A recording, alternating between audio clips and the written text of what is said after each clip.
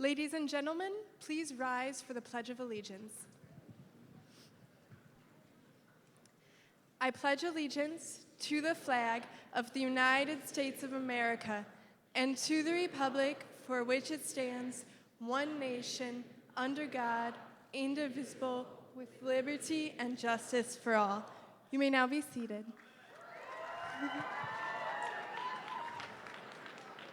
Before welcoming Senator Cruz to the stage, we have a brief introduction film that we think you'll all be excited to see.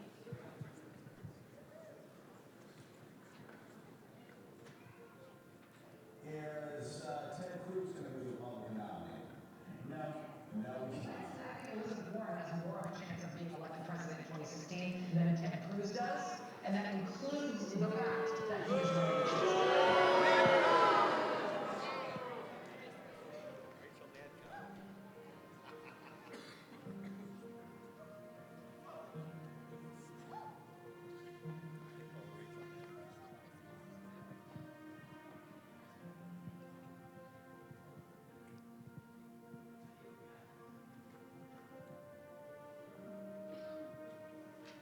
Way too many American patriots and conservatives are prepared to surrender their liberty, are prepared to accept the motives of candidates who are running in this primary, and they recent conversion to some principles that they never held before in their lives. This is the time to stand up and be heard. We've said time and time and time again we need a conservative, haven't we? We have a conservative, don't we? It's time for all conservatives to come home now and do the right thing. And if you're a conservative, you know what the right thing is. And you know what I mean.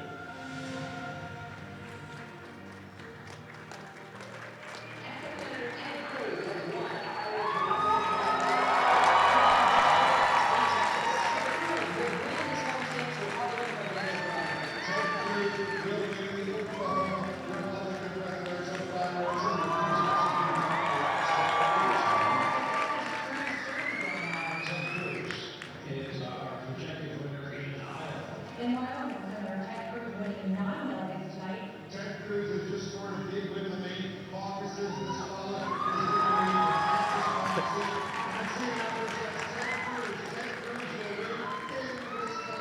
We are winning because we're united with the Republic.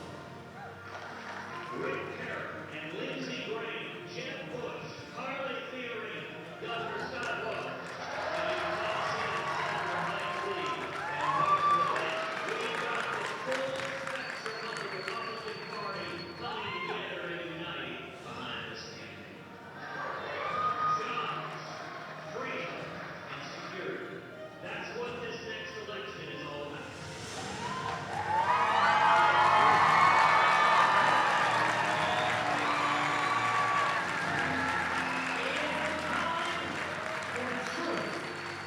It is a time for liberty.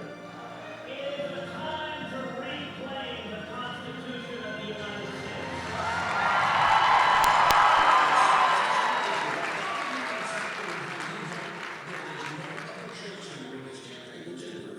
This is the closest in our lifetimes we have ever been to Ronald Reagan.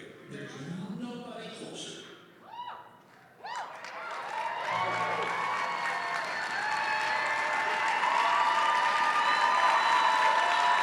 Ladies and gentlemen, please welcome Senator Ted Cruz.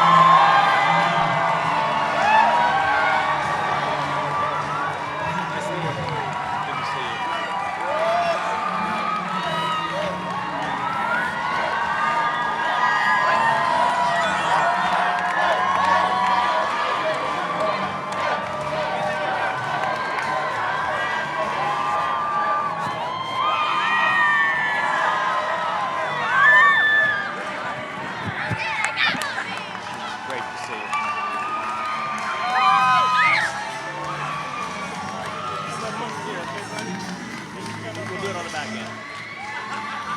God bless the great state of New York.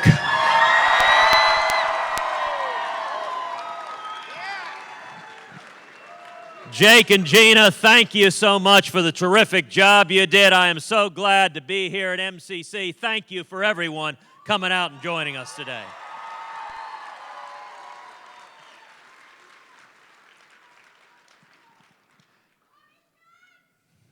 And I love you too.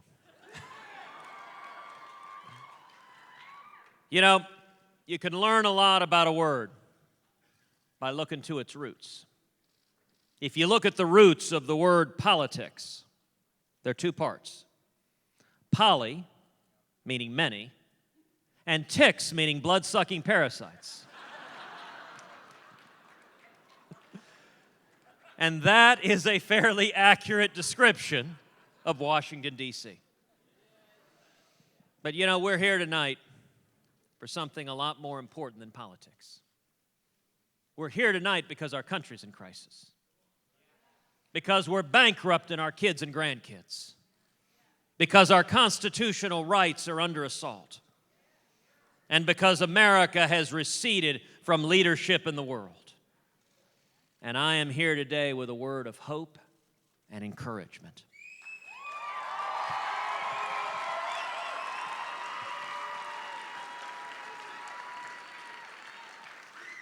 All across America, all across New York, people are waking up, and help is on the way.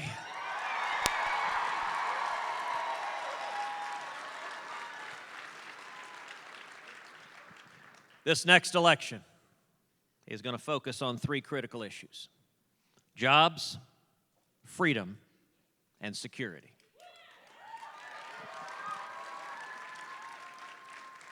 Let's start with jobs.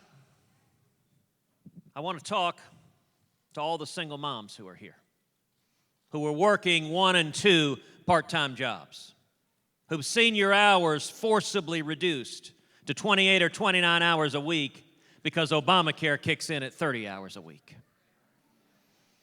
I want to talk to all the truck drivers, all the plumbers and electricians, all the machinists, all the union members, all the men and women with calluses on your hands who've seen your wages stagnating year after year after year. Cost of living keeps going up, but somehow your wages don't seem to keep pace. I want to talk to all the young people.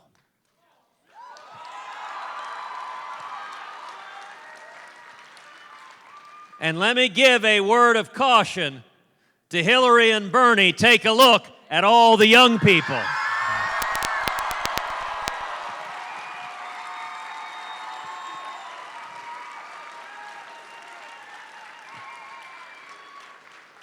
All the young people coming out of school with student loans up to your eyeballs. And you're scared. Am I going to get a job? What does the future hold? And you know, the media, they try to tell us this is the new normal. This is as good as it gets. Well, that is an absolute and utter lie. You know, it's easy to talk about making America great again. You could even print that on a baseball cap. But the real question is, do you understand the principles and values that made America great in the first place?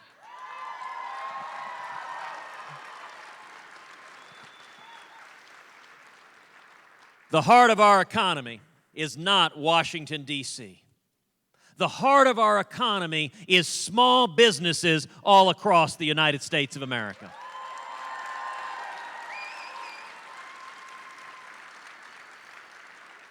And if you want to see the economy take off, then you take the boot of the federal government off the back of the necks of small businesses.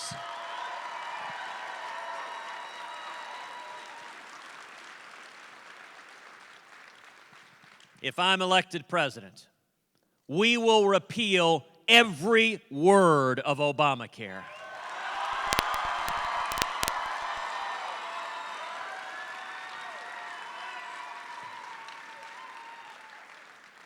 Obamacare is the biggest job killer in this country, and in its place, we're going to pass common sense health care reform that makes health insurance personal and portable and affordable and keeps government from getting in between us and our doctors.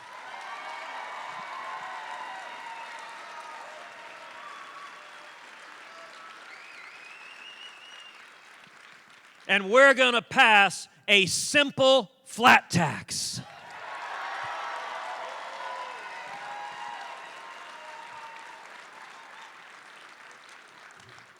On Monday, it's tax day. Well, after this election, every American will be able to fill out our taxes on a postcard.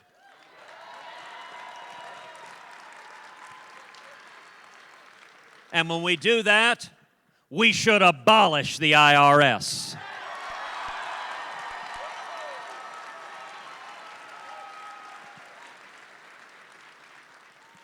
We're going to rein in the EPA. And the federal regulators who have descended like locusts on farmers and ranchers and small businesses, killing jobs all across this country.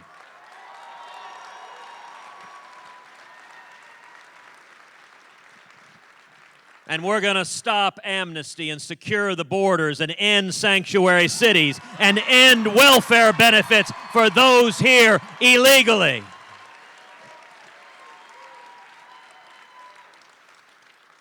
And let me tell you what's going to happen when we do all of that. We're going to see millions and millions of new high-paying jobs. We're going to see jobs coming back from Mexico, coming back from China. We're going to see manufacturing jobs coming back to New York. We're going to see wages rising all across this country. And we're going to see young people coming out of school with 2, 3, 4, 5 job offers.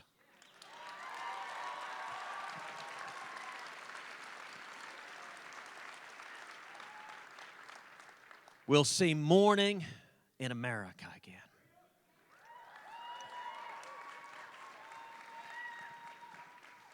The second issue at stake in this election is freedom. Just a few weeks ago, with the passing of Justice Scalia, it underscored for all of us that it's not just one, it's two branches of the federal government that are at stake in this election. We are one liberal justice away from a radical 5-justice left-wing majority, the likes of which this country's never seen. We are one justice away from the Supreme Court stripping religious liberty from millions of Americans.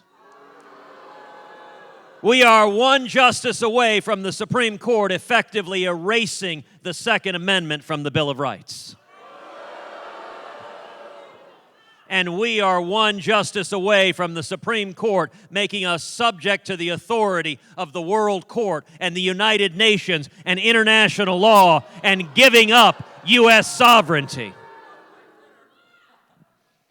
Now, you know, 2 debates ago, Hugh Hewitt asked everyone on stage a question about the Supreme Court and religious liberty. And Donald Trump turned to me. He said, "Ted, I've known a lot more politicians than you have." Well, in that, he is clearly correct.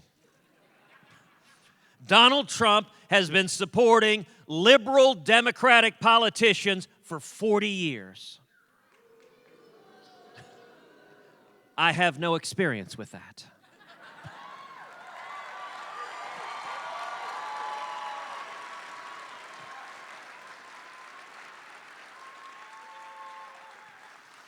But Donald continued. He said, "Ted, when it comes to the Supreme Court, when it comes to religious liberty, you got to learn to compromise." He said, "You got to learn to cut deals with the Democrats and to go along and get along." Well, let me be very clear with the men and women of New York. I will not compromise away your religious liberty.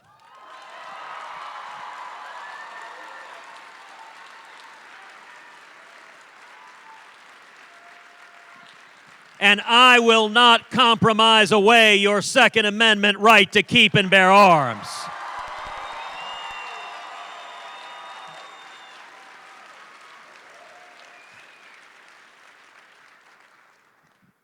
The third critical issue in this election is security. For 7 years, we've seen an administration that abandons our friends and allies and that shows weakness and appeasement to our enemies. Again, 2 debates ago, Donald Trump explained, if he were president, he would be neutral between Israel and the Palestinians. Well, let me be very clear. As president, I will not be neutral.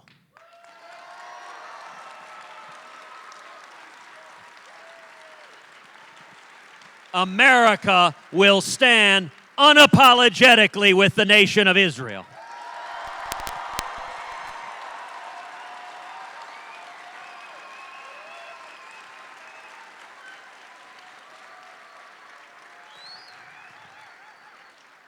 And you know, anyone who can't tell the difference between our friends and our enemies, anyone who can't tell the difference between Israel and Islamic terrorists who want to kill us, that raises real questions about their fitness and judgment to be commander-in-chief. For 7 years, we've seen our military weakened. We've seen readiness undermined. We've seen morale of the troops plummeting. And you know, as a nation, we've seen this before. We've seen another left-wing Democratic president, Jimmy Carter, undermine and weaken the military. And then in January 1981, Ronald Reagan came into office.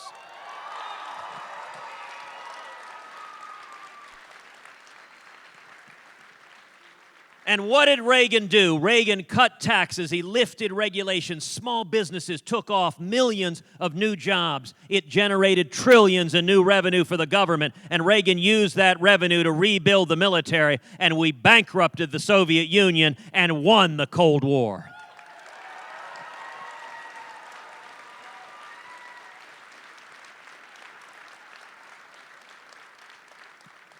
I intend to do the exact same thing with radical Islamic terrorism.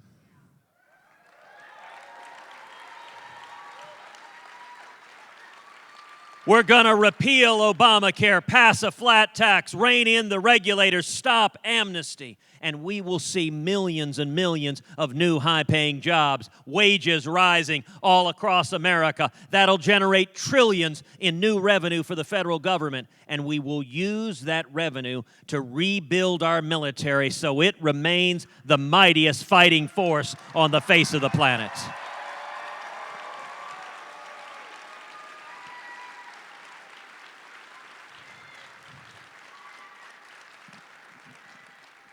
No longer will our military be governed by political correctness.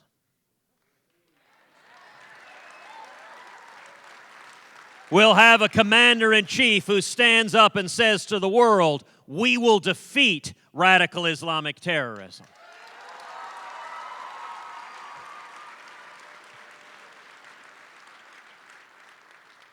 We'll have a president willing to utter the words, radical Islamic terrorism.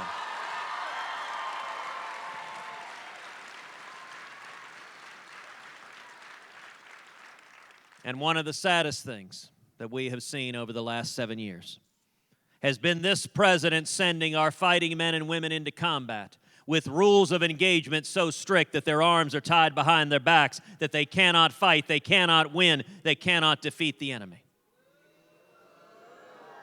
That is wrong. It is immoral.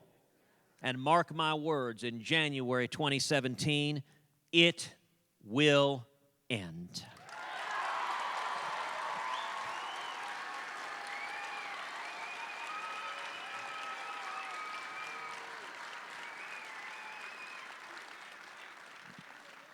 America has always been reluctant to use military force. We are slow to anger. We believe in peace through strength. But if and when military force is necessary, we should use overwhelming force, kill the enemy, and then get the heck out.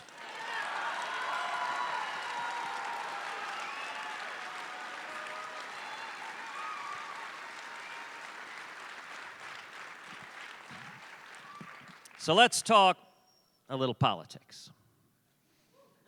This past year has been an interesting year. Hadn't been boring. You know, we started out with 17 candidates on the Republican side of the field.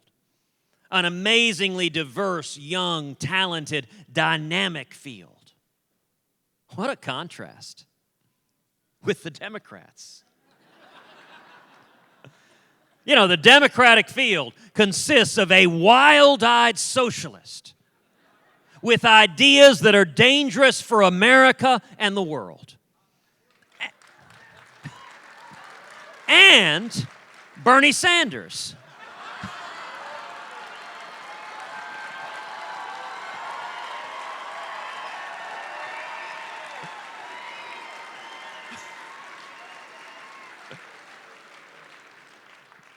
And on the Republican side, the primary's done what it's supposed to do. It's narrowed the field. As we stand here today, there are two and only two candidates that have any plausible path whatsoever to winning the Republican nomination. Me and Donald Trump.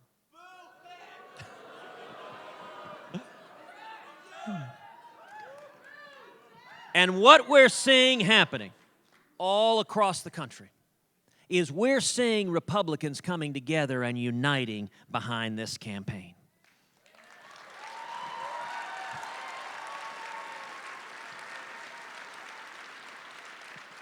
Nationwide, 65 to 70% of Republicans recognize that Donald Trump is not the best candidate to go head-to-head with Hillary Clinton.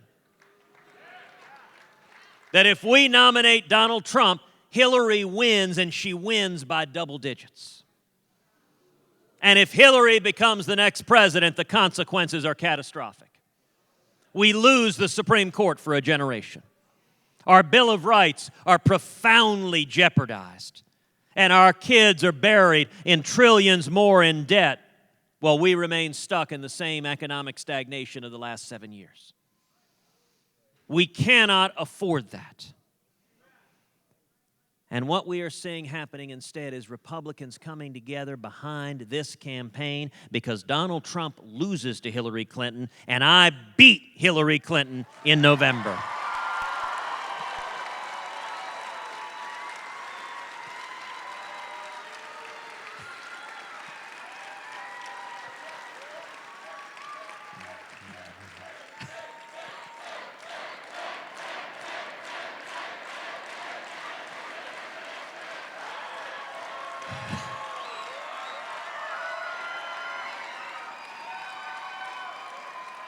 You know, an amazing thing has happened over the last 3 weeks. Over the last 3 weeks, there have been a total of 11 elections in 4 different states. And in those 11 elections, we have won all 11.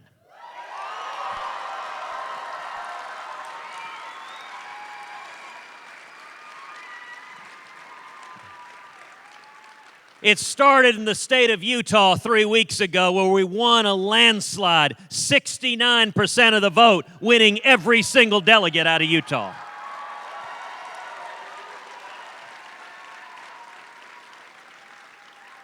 Then it went on to North Dakota where we won 18 delegates. Donald Trump won 1.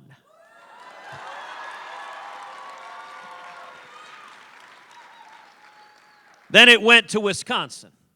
All of the media said Cruz cannot win Wisconsin.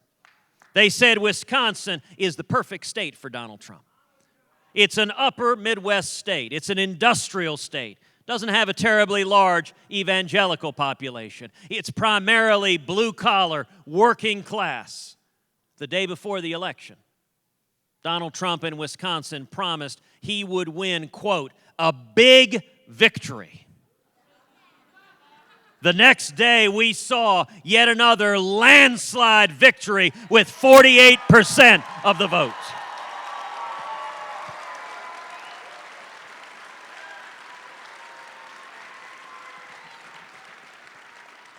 In Wisconsin, we won women, we won men, we won independents, we won young people, we won working men and women.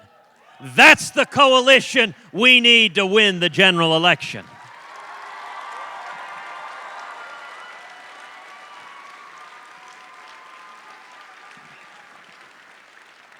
And then the state of Colorado, in the last 2 weeks, has had a total of 8 elections. 7 in each of the 7 congressional districts, and then 1 at their statewide convention. Those 8 elections elected a total of 34 delegates. And of those 34, we won 34.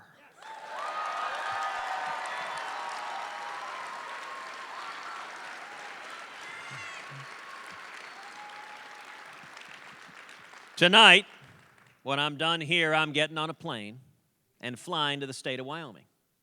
Because tomorrow in Wyoming, Wyoming is going to vote, and I hope and believe by this time tomorrow, we will have won 12 elections in a row.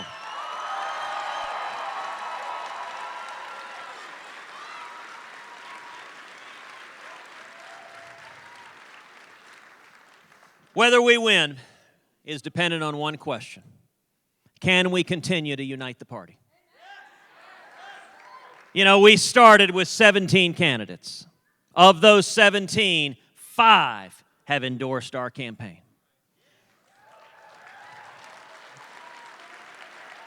We've been endorsed by Rick Perry and Lindsey Graham and Jeb Bush and Scott Walker and Carly Fiorina.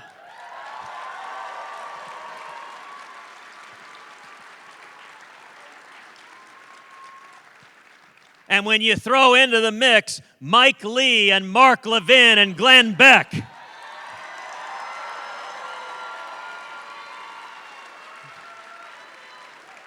we are talking about the entire ideological spectrum of the Republican Party coming together and uniting. Now, Tuesday is Election Day here in New York. And New York, the whole country is looking at New York right now. Amen, sir.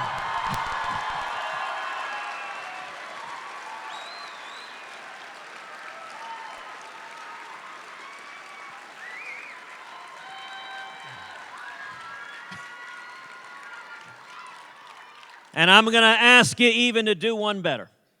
I'm going to ask everyone here on Tuesday to come out and vote for me 10 times.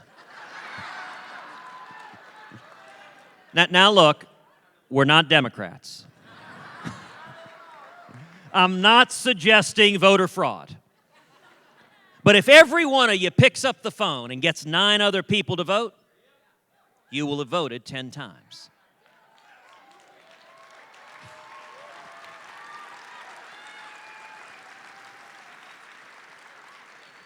And you know, maybe you're not yet old enough to vote. If you get 10 other people to vote on Tuesday, you will have voted 10 times before you turn 18.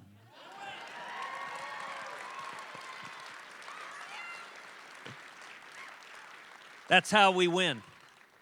This is a movement from the people, from the grassroots rising up who are sick and tired of Washington, of career politicians in both parties that haven't been listening to us.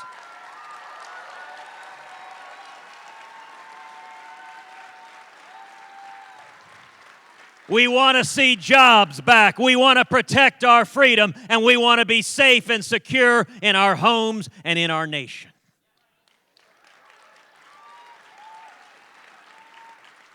And if we come together as one, if we unite, we are going to win this Republican nomination. And if we unite, we are going to win the general election and beat Hillary Clinton, and we are going to turn this country around.